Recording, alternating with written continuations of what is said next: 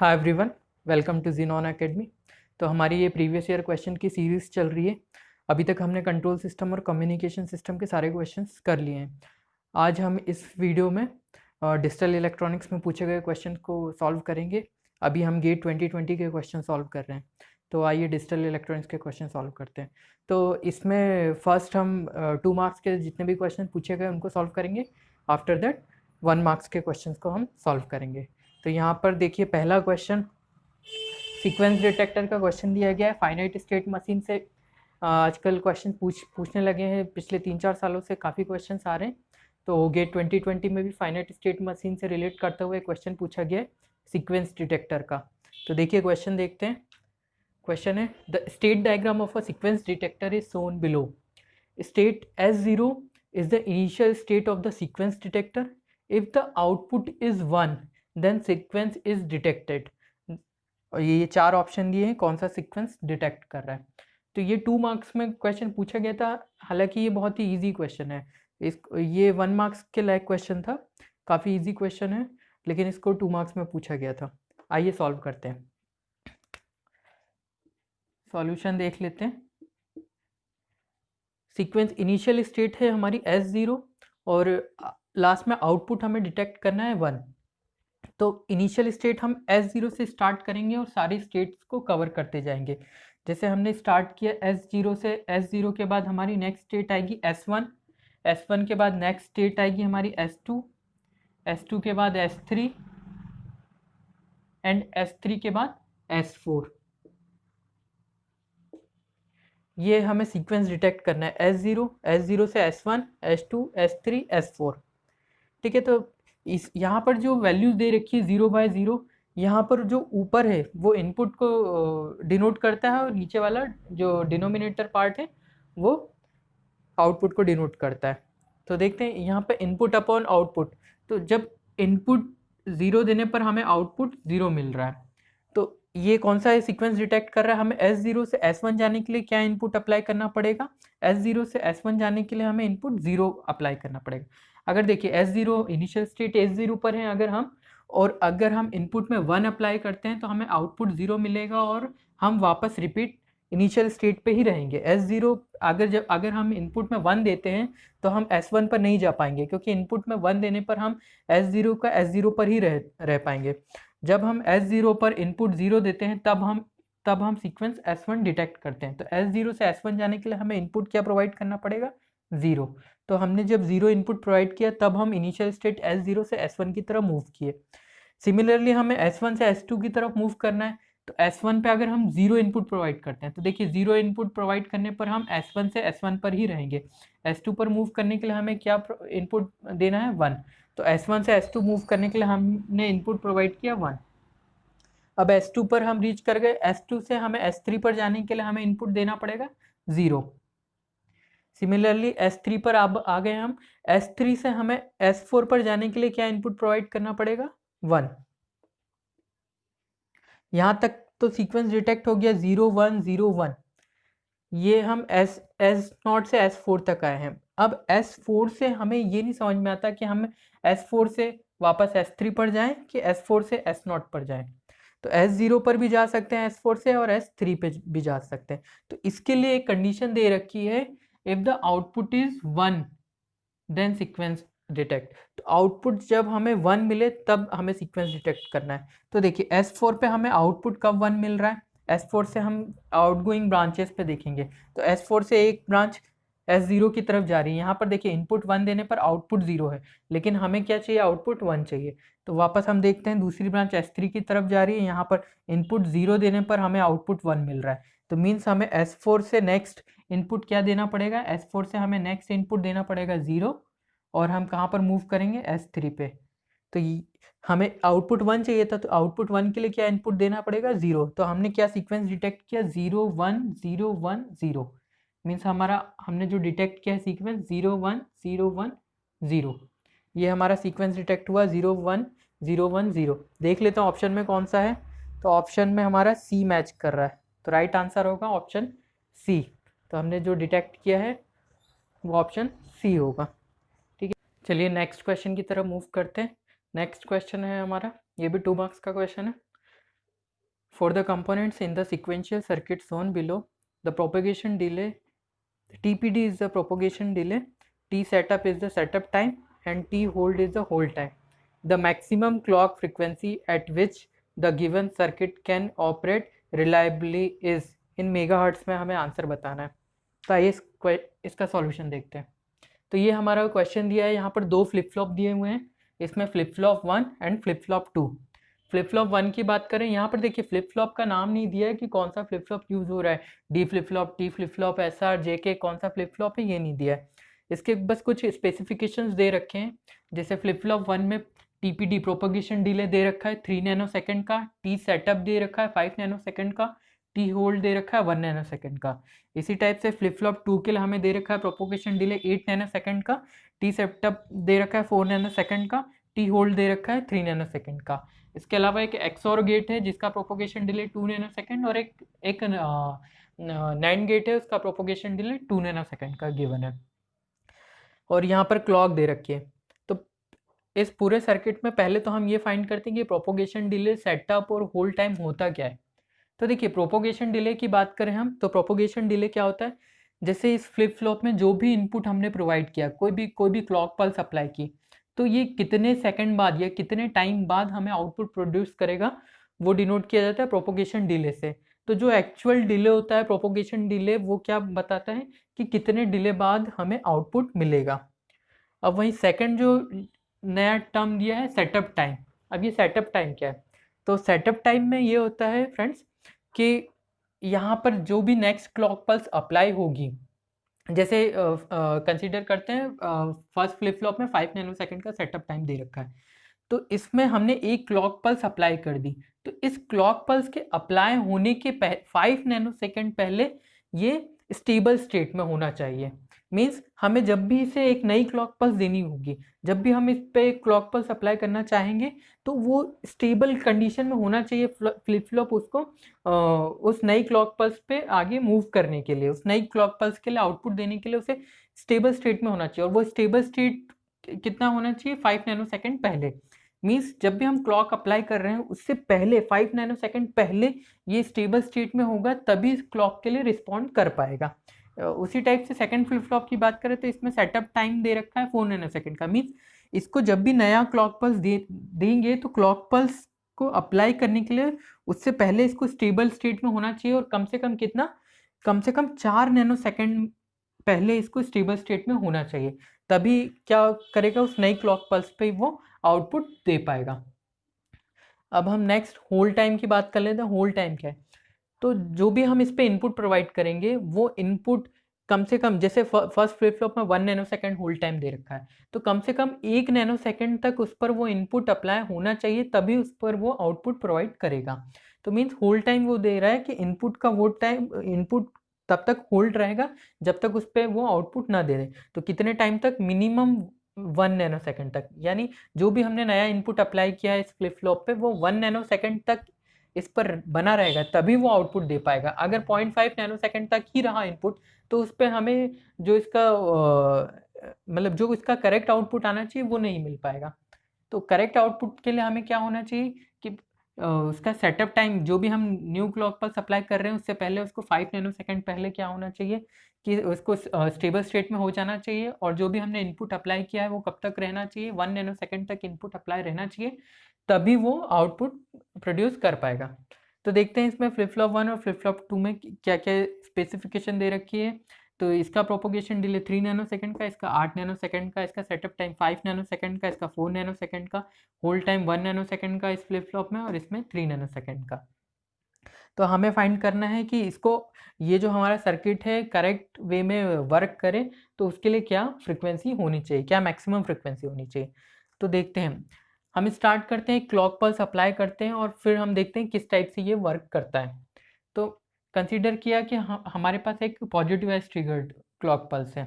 तो यहाँ पे सॉल्यूशन हम देखते हैं। हम कंसीडर करते हैं कि हमारे पास एक positive edge triggered clock pulse है, positive edge triggered clock pulse है। तो फ्रीक्वेंसी हम कैसे फाइंड करते हैं, जो भी क्लॉक पल्स है उसका अगर हमें टाइम पीरियड कैलकुलेट हो जाए, जो भी क्लॉक क्लॉक पल्स दे रहे हैं उसका टाइम पीरियड कैलकुलेट हो जाए तो उसका इन्वर्स करके हम इजीली फ्रिक्वेंसी फाइंड कर सकते हैं। तो देखते हैं क्या आती है क्लॉक पल्स का टाइम पीरियड की वैल्यू क्या आती है। तो हमने कंसीडर किया कि जैसे ही हमने एक क्लॉक पल्स इस पर अप्लाई की, क्लॉक पल्स अप्लाई करने के बाद ये फ्लिप फ्लॉप 1 है जो वो आउटपुट कितने नैनो सेकेंड बाद देगा, तो इसका प्रोपोगेशन डिले 3 नैनो सेकेंड का है। तो यहाँ पर हमें जो भी आउटपुट मिलेगा वो 3 नैनो सेकेंड पर मिलेगा। फ्लिप फ्लॉप 1 पे 3 नैनो सेकेंड पे हमें आउटपुट मिलेगा।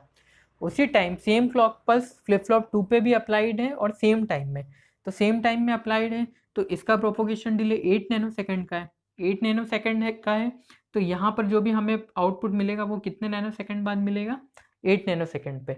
अब सेकंड फ्लिप फ्लॉप का जो आउटपुट है वो फर्स्ट फ्लिप फ्लॉप के इनपुट में कनेक्ट है, तो ये 8 नैनो सेकेंड डिले के साथ ये हमें आउटपुट जनरेट करेगा। और ये 8 नैनो सेकेंड से जो डिले के बाद जो जनरेटेड आउटपुट है वो हमने फ्लिप फ्लॉप 1 के इनपुट में दे दिया। तो फ्लिप फ्लॉप 1 के इनपुट में जो अब नेक्स्ट साइकिल के लिए जो भी इनपुट आएगा वो कितने नैनो सेकेंड बाद आएगा, 8 नैनो सेकेंड पे। मीन्स फर्स्ट फ्लिप फ्लॉप को ऑपरेट होने के लिए कम से कम 8 नैनो सेकेंड का टाइम वेस्ट करना पड़ेगा, तो तभी 8 नैनो सेकेंड बाद ही नेक्स्ट क्लॉक पल्स या नेक्स्ट इनपुट इस पर प्रोवाइड हो सकती है। तो इसके लिए तो डिले आ गया 8 नैनो सेकेंड का, मतलब नया जब भी इनपुट आएगा वो कितने 8 नैनो सेकेंड बाद ही आएगा। ठीक है, अब वापस फ्लिप फ्लॉप 1 पे देख लेते हैं। 3 नैनो सेकेंड पे इसने आउटपुट जनरेट किया। अब ये 3 नैनो सेकेंड पे जनरेटेड आउटपुट यहाँ पर पहुँच गया। अब यहाँ पर इनपुट तो दे रखा है और इनपुट के लिए क्वेश्चन में कोई जो आई एन है इसके लिए कोई ऐसा प्रोपोगेशन डिले तो दे नहीं रखा कि कितने प्रोपोगेशन डिले बाद ये आई एन अप्लाई होगा। तो हम यहाँ पर इसने 3 नैनो सेकेंड बाद यहाँ पर आउटपुट जनरेट किया, ये यहाँ पर 3 नैनो सेकेंड बाद आ गया, ये तो तुरंत इंस्टेंट पे अवेलेबल होगा। तो ये आउटपुट कितने नैनो सेकेंड, अब इनपुट यहाँ पर 3 नैनो सेकेंड ऑलरेडी लेट आया और प्लस इसका प्रोपोगेशन डिले 2 नैनो सेकेंड का, तो 3 + 2 5 नैनो सेकेंड बाद यहाँ पर हमें आउटपुट मिलेगा एक्सॉर गेट का। एक्सॉर गेट का हमें आउटपुट कितने नैनो सेकेंड बाद मिला, 5 नैनो सेकेंड बाद। अब 5 नैनो सेकेंड बाद यहाँ पर एक आउटपुट जनरेट हुआ एक्सॉर का। अब ये नैंड गेट के एक इनपुट हमें 5 नैनो सेकेंड डिले के साथ मिल रहा है और एक इनपुट हमें तुरंत अवेलेबल है। तो फिर से अब यहाँ पर पूरा डिले कितने डिले बाद यहाँ पर आउटपुट जनरेट होगा, तो 5 nano second plus 2 nano second कितने बाद, 7 नैनो सेकेंड बाद हमें फाइनल आउटपुट ये जनरेट हुआ। अब ये हमारा आउटपुट जो है फ्लिप फ्लॉप नंबर 2 से कनेक्टेड है। तो फ्लिप फ्लॉप नंबर 2 पर जो भी इनपुट आएगा वो कितने नैनो सेकेंड के डिले के बाद आएगा, 7 नैनो सेकेंड के डिले के बाद आएगा। तो देखते हैं यहाँ पर 8 नैनो सेकेंड डिले के बाद आ रहा है, यहाँ पर 7 नैनो सेकेंड डिले के बाद आ रहा है। मींस हमें अब यहाँ पर नेक्स्ट क्लॉक पल्स जो भी अप्लाई करनी पड़ेगी वो 8 नैनो सेकेंड के बाद ही अप्लाई करनी पड़ेगी। तो देखिए अगर हम इसको I1 कंसीडर करें, यहाँ पर इनपुट I1 आ रहा है, यहाँ पर इनपुट I2 आ रहा है, तो I1 हमारा कितना आ रहा है, I1 हमारा आ रहा है 8 नैनो सेकेंड बाद। तो ये अगर इसकी टोटल टाइम पीरियड T है, सेकेंड क्लॉक पल्स हमें T टाइम पीरियड बाद अप्लाई करना है, तो यहाँ पर एक इनपुट जब हमने अप्लाई किया उसके बाद नेक्स्ट इनपुट कब तक अप्लाई करनी है, 8 नैनो सेकेंड पे। अब 8 नैनो सेकेंड पे यहाँ से देखिए इनपुट 1 के लिए बता रहा हूँ, इनपुट 1 के लिए 8 नैनो सेकेंड बाद अप्लाई करना है, तो ये तो इस पर नेक्स्ट इनपुट अप्लाई होगा 8 नैनो सेकेंड बाद, प्लस यहाँ पर कितना है सेटअप टाइम और कितना इसको लगेगा 5 नैनो सेकेंड का। Means next clock pulse apply होने से पहले 8 नैनो सेकेंड का तो इस पर इनपुट और प्लस 5 नैनो सेकेंड का सेटअप टाइम इसका लगेगा। तो यहाँ से हम ये कंसीडर करते हैं कि 5 नैनो सेकेंड और, तो 8 + 5 यानी 13 नैनो सेकेंड का टाइम पीरियड होगा इस फ्लिप फ्लॉप के लिए, 13 नैनो सेकेंड का टाइम पीरियड होगा। 8 नैनो सेकेंड इस पे इनपुट आ रहा है उसका और प्लस 5 नैनो सेकेंड इसको सेटअप होने के लिए, तो 8 + 5 13 नैनो सेकेंड। वैसे ही सेकेंड फ्लिप फ्लॉप के लिए देखें तो सेकेंड फ्लिप फ्लॉप पे इनपुट आ रहा है 7 नैनो सेकेंड पे और सेटअप होने के लिए कितना चाहिए, 4 नैनो सेकेंड। तो जो सेकेंड है इसके लिए कितना होना चाहिए, 7 nano second plus 4, that means 11 nano second. अब देखिए ये अपना क्लॉक पल्स इस पर हर 13 नैनो सेकेंड बाद अप्लाई होगी और इस पर कितने नैनो सेकेंड बाद, 11 नैनो सेकेंड बाद अप्लाई होगी। तो अब हमें मैक्सिमम फ्रीक्वेंसी बताना है। मैक्सिमम फ्रीक्वेंसी क्या होगी? तो मैक्सिमम फ्रीक्वेंसी क्या होगी? अब जिसमें ज़्यादा डिले होगा उसकी फ्रीक्वेंसी ही ज़्यादा होगी। जैसे जिसका टाइम पीरियड, इसका 13 नैनो सेकेंड का टाइम पीरियड ज़्यादा हो रहा है तो फ्रीक्वेंसी भी उसकी ज़्यादा होगी। तो एफ मैक्स क्या हो जाएगा? एफ मैक्स हमारा आ जाएगा, इसका टाइम पीरियड 13 नैनो सेकेंड आया तो मीन्स 1/13 नैनो सेकेंड। इसको मेगा हर्ट्स में पूछा है तो कैलकुलेट कर लेते हैं। मेगा हर्ट्स में 10⁻⁹ इसको और चेंज कर लेते हैं, 1000 इंटू 10⁻⁶ डिवाइड बाय 13। तो यहाँ पर हमें फाइनल आउटपुट, फाइनल आंसर क्या मिलता है? एफ मैक्स की क्या वैल्यू मिल रही है? अगर हम इसको कैलकुलेट करेंगे तो हमारे पास कितना क्या आता है? देखिए,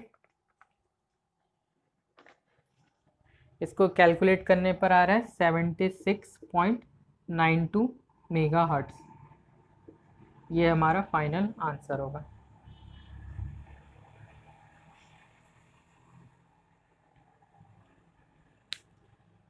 ये बहुत ही अच्छा क्वेश्चन। चलिए नेक्स्ट क्वेश्चन की तरफ मूव करते हैं। नेक्स्ट क्वेश्चन है हमारा, ये भी 2 मार्क्स का क्वेश्चन है। P Q and R are the decimal integer corresponding to be a 4-bit binary number 1100. Consider is sign magnitude 1s complement and 2s complement representation respectively. The 6-bit 2s complement representation of p plus q plus r is, और ये हमें 4 option given है। तो देखिए, एक binary number दिया है, 4-bit का बाइनरी नंबर दिया है, 4-bit बाइनरी नंबर गिवन है क्वेश्चन में, वो है 1100। उसके अलावा क्वेश्चन में क्या गिवन है? p जो है दिया है साइन मैग्नीट्यूड के फॉर्म में, तो p equal to sign magnitude के फॉर्म में। तो ये जो फर्स्ट बिट है ये हमारा साइन बताती है और जो रिमेनिंग बिट है ये मैग्नीट्यूड बताती है। ये मैग्नीट्यूड बताएगी और ये साइन बताएगी।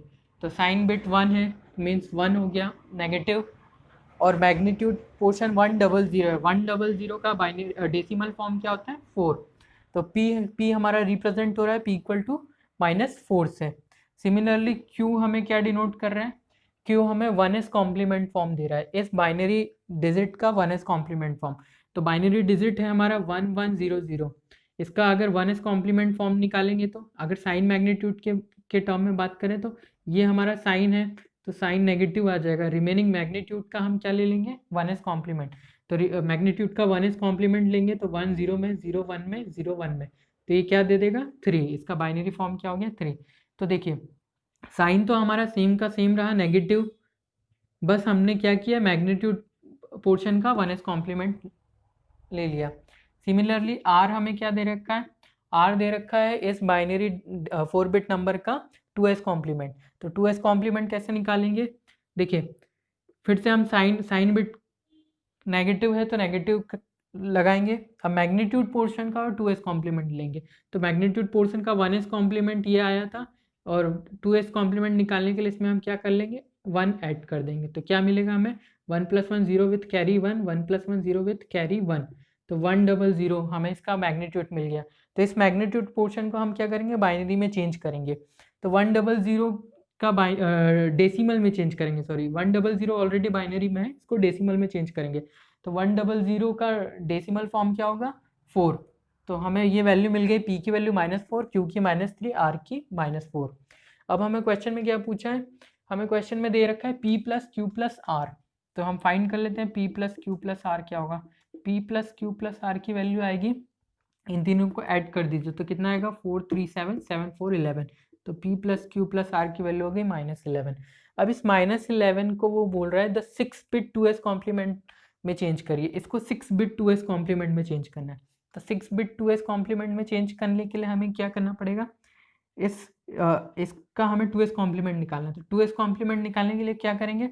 फिर से हम देखिए यहाँ पर नेगेटिव साइन है और मैग्नीट्यूड 11 है, तो हम पहले मैग्नीट्यूड 11 का 2s कॉम्प्लीमेंट निकालेंगे। तो पहले 11 को +11 का बाइनरी फॉर्म क्या होता है? +11 का बाइनरी फॉर्म क्या होगा? +11 आपका बाइनरी फॉर्म में चेंज हो जाएगा 1011 1011। अब इसका हमें 2s निकाल लेते हैं। तो 2s कैसे निकलेगा? पहले 1s में इसको चेंज कर दीजिए, तो 1s में चेंज होगा 1 हमारा 0 में, 0 1 में, 1 0 में एंड 1 0 में। ये इसका 1s फॉर्म आ गया। अब इसमें +1 ऐड कर दीजिए तो क्या मिल गया, 2s में चेंज हो जाएगा, तो 1 0 1 0। तो हमें 11 का क्या, -11 का 2s कॉम्प्लीमेंट क्या मिल गया, 0 1 0 1 0 1 0 1। हमें इसको किस में डिनोट करना है, 6 बिट नंबर में, 6 बिट नंबर में चेंज करना है। तो देखिए, तो ये तो हमारा मैग्नीट्यूड पोर्शन हो गया, मैग्नीट्यूड पोर्शन 0 1 0 1। अब इसके आगे क्या आनी चाहिए, साइन बिट आनी चाहिए। अब साइन बिट क्या है, नेगेटिव, तो नेगेटिव है तो नेगेटिव के लिए हम क्या लगाते हैं, साइन बिट में 1 लगाते हैं। तो इसके आगे अगर हम सिंगल 1 लगाएंगे तो वो 5 बिट का होगा, हम वहाँ पर क्या करेंगे, डबल 1 आगे लगा लेंगे। तो डबल 1 लगाने से क्या हो जाएगा, ये 2s कॉम्प्लीमेंट फॉर्म में चेंज हो जाएगा। तो इसका जो 2s कॉम्प्लीमेंट फॉर्म क्या आएगा, 2s कॉम्प्लीमेंट फॉर्म आएगा इसका 1 1 0 1 0 1। यही हमारा करेक्ट आंसर होगा। तो देख लेते हैं ऑप्शन में कहाँ है, 1 1 0 1 0 1। ऑप्शन डी हमारा मैच कर रहा है, तो ऑप्शन डी राइट आंसर होगा। चलिए नेक्स्ट क्वेश्चन की तरफ मूव करते हैं। अब हमारे 2 मार्क्स के सारे क्वेश्चन खत्म हो गए हैं, 1 मार्क्स के क्वेश्चन को सॉल्व करते हैं। तो हमारा पहला 1 मार्क्स का क्वेश्चन है, ये डीएसी एडीसी से जनरली पूछा गया क्वेश्चन है। और 10 bit digital to analog converter is calibrated over the full range from 0 to 10 volt. If the input to the digital to analog converter is 13A in hexadecimal, ये hexadecimal में है, then the output is, इसका solution देखते हैं। एक digital to analog converter है, कितने bit का है, नंबर ऑफ बिट्स दिए 10 bit, calibrated over the full range from 0 to 10 volt. तो फुल रेंज दे रखी है 0 to 10 वोल्ट, तो हम फुल स्केल वोल्टेज या फुल वोल्टेज क्या बोलेंगे, फुल वोल्टेज हमारे पास है, फुल वोल्टेज की रेंज दे रखी है 10 volt. If the input to the digital to analog converter is 13A, तो इनपुट हमें दे रखा है 13A हेक्साडेसिमल में।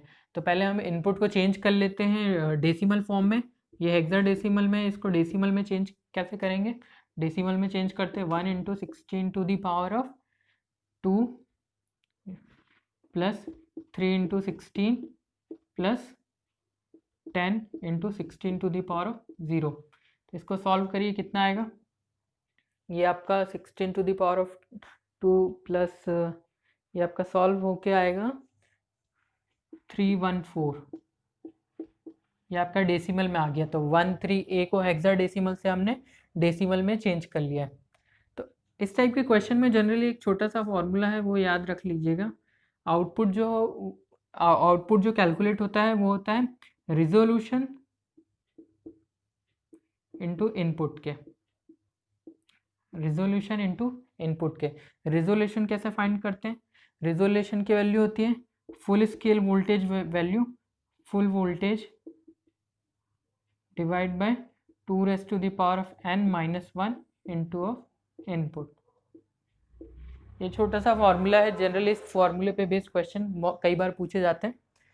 तो यहाँ पर हमें फुल वोल्टेज की वैल्यू पता है, n की वैल्यू 10 है, ये पता है, इनपुट हमने डेसिमल में कैलकुलेट कर लिए। तो इन सबको इसमें पुट करते हैं और आंसर निकालते हैं। तो देखिए फुल वोल्टेज की वैल्यू, फुल वोल्टेज दे रखा है 10 volt, 10 divide by 2⁻10⁻1 into input. Input भी हमने डेसिमल में कैलकुलेट कर लिया है 314। तो इसको सॉल्व करिए, इसको देखिए कितना आता है, 10/2 हो जाएगा 1024, 1024 - 1 1023, तो 10/1023 इंटू 314। इसको कैलकुलेटर से देखिए कितनी वैल्यू आती है, फाइनल जो रिजल्ट हमें मिल रहा है इसको सॉल्व करने पर 3.069, ये हमारा फाइनल आंसर होगा।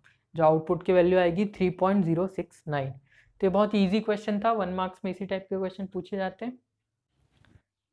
चलिए नेक्स्ट क्वेश्चन देखते हैं। बहुत ही इजी क्वेश्चन दिया है, ये भी 1 मार्क्स का क्वेश्चन है आपका, सिंपली मल्टीप्लेक्सर का है। 4/1 मल्टीप्लेक्सर आपको गिवन है क्वेश्चन में, हमें आउटपुट बताना है, आउटपुट क्या आएगा। एक इसमें इनेबल इनपुट भी प्रोवाइड किया गया है, इनेबल, तो ये एक्टिव लो है जिसको ऑलरेडी 0 से कनेक्ट किया गया है, मीन्स एक्टिव कंडीशन में है ये ऑलरेडी मल्टीप्लेक्सर। हमें इसका आउटपुट बताना है क्या आएगा। तो 4:1 मल्टीप्लेक्सर के आउटपुट को हम कैसे लिखते हैं, आइए इसको सॉल्व करके देखते हैं। तो f की क्या वैल्यू कैलकुलेट होती है, जो भी यहाँ पर रहता है, जैसे S0 S1, अगर ये दोनों इनपुट 0 0 होंगे, मीन्स लो होंगे 0 0, देन क्या आपका इनपुट कौन सा इनपुट सेलेक्ट होगा, I0 इनपुट सेलेक्ट होगा। 0 1 होंगे तो आउटपुट I1 सेलेक्ट होगा, अगर 1 0 होंगे तो I2 एंड 1 1 पे I3 सेलेक्ट होता है। तो मीन्स आउटपुट हम कैसे लिख सकते हैं, देखिए अगर 0 0 होंगे तो f का आउटपुट हम कैसे लिख सकते हैं, अगर p बार q बार दोनों लो हैं तो p बार q बार I0 सेलेक्ट होगा, I0 पर क्या आ गया r प्लस, नेक्स्ट लिखते हैं, नेक्स्ट 1 पर क्या होगा p बार q इंटू 0 प्लस, उसके बाद देखते हैं p q bar into I2 पर क्या है आपका r प्लस, नेक्स्ट क्या है पी क्यू इंटू 1, तो पी क्यू मिल जाएगा। इसको और सिंप्लीफाइड करते हैं, P bar Q bar R plus 0 के साथ मल्टीप्लिकेशन होगा तो ये टर्म 0, ये टर्म बची आपकी P Q bar R plus of P Q. इन दोनों टर्म में देखिए क्या कॉमन है, क्यू बार आर कॉमन है, तो आपका क्या बचेगा P bar plus P, Q bar R आपने कॉमन बाहर ले लिया, यहाँ से क्या बचा पी क्यू, अब पी बार प्लस पी 1 हो जाएगा तो क्या बचा आपके पास Q bar R plus of P Q. और सिंप्लीफाई नहीं हो सकता, आप देखते हैं ऑप्शन मैच करते हैं, P Q plus Q bar R option पहला ही हमारा मैच कर गया, ऑप्शन ए इसका करेक्ट आंसर होगा। चलिए लास्ट क्वेश्चन की तरफ मूव करते हैं, ये भी हमारा 1 मार्क्स का क्वेश्चन है। In an 8085 microprocessor, the number of address line required to access a 16 kilobyte memory bank is। तो ये हमारा जो क्वेश्चन है ये मेमोरी से रिलेटेड क्वेश्चन गिवन है। तो यहाँ पर देखिए 8085 माइक्रो प्रोसेसर गिवन है जिसमें कितनी टोटल मेमोरी 16 किलोबाइट की मेमोरी कनेक्टेड है, तो हमें एड्रेस लाइन बताना है। तो छोटा सा फॉर्मूला होता है 2⁻n equal to total memory. 8085 में हम कैसे मेमोरी कैलकुलेट करते हैं, टोटल मेमोरी बैंक कितना होता है 2⁻n। यहाँ पर n क्या है, n हमारा number of address line, number of address lines. तो देख लेते हैं यहाँ पर 2⁻n equal to total memory हमें कितनी दे रखी है 16 किलोबाइट, 16 KB। तो 16 KB को हम कैसे लिख सकते हैं, 16 इंटू KB को अगर हम बाइट में चेंज करें तो 1024, 2 की पावर में अगर हम चेंज करें तो 16 को हम लिख सकते हैं 2 की पावर ऑफ 4 इंटू 1024 को हम क्या लिख सकते हैं 2 की पावर ऑफ 10। तो यहाँ से हम क्या लिख सकते हैं 2 की पावर ऑफ 10 इक्वल टू 2 की पावर ऑफ 14। तो आफ्टर कंपेयरिंग हमें यहाँ से क्या मिल गया, कंपेयर करने पर n की वैल्यू क्या मिल गई 14। तो हमें कितने एड्रेस लाइन रिक्वायर्ड होंगी, नंबर ऑफ एड्रेस लाइन कितनी रिक्वायर्ड होंगी 14, ये हमारा करेक्ट आंसर होगा। तो यहाँ पर 14 एड्रेस लाइन्स अगर होंगी तो वो 16 KB की मेमोरी को क्रिएट करेंगी। तो ये हमारा 1 मार्क्स का बहुत ही ईजी क्वेश्चन था जो अभी हमने सॉल्व कर लिया। इलेक्ट्रॉनिक्स के गेट 2020 में पूछे गए सारे क्वेश्चन हमने सॉल्व कर लिए। अब इसी टाइप के हम अब अगले सब्जेक्ट को सॉल्व करेंगे और मे बी नेक्स्ट सब्जेक्ट हम सिग्नल सिस्टम लेंगे, और मैंने पहले ही ऑलरेडी कंट्रोल सिस्टम और कम्युनिकेशन सिस्टम के क्वेश्चन अपलोड कर दिए हैं तो आप उनको भी देख सकते हैं। ठीक है, थैंक यू फ्रेंड्स।